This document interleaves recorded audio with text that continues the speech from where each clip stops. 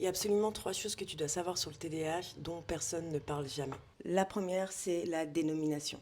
Trouble du déficit de l'attention avec ou sans hyperactivité. Je sais pas si tu as compris quelque chose là-dedans, mais en tout cas, ça ne reflète absolument pas ce que les gens vivent au quotidien.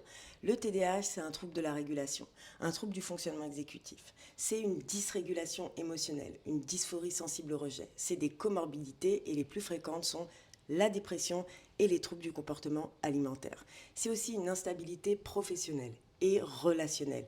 C'est aussi une difficulté à lire les codes sociaux. La deuxième chose, c'est que le TDAH n'est pas ton identité, ce n'est pas un trait de caractère, ce n'est pas ta personnalité.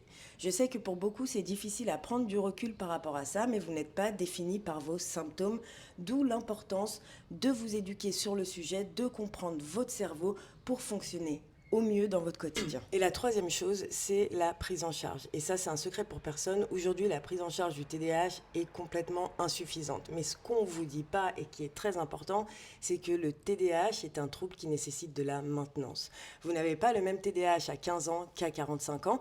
Et encore plus chez les femmes quand on sait que le cycle hormonal joue un rôle très important dans la gestion des symptômes. J'ai écrit un e-book qui s'intitule Je commence tout mais je ne finis rien, qui te permet de naviguer à travers plusieurs thèmes que j'aborde à l'intérieur, comme la psychoéducation, la discipline, la motivation, le cycle hormonal, et aussi des techniques qui te permettent d'avancer sereinement sans te trahir ou changer ta personnalité. Tu peux commenter finir dans les commentaires et tu reçois ton accès pour te le procurer.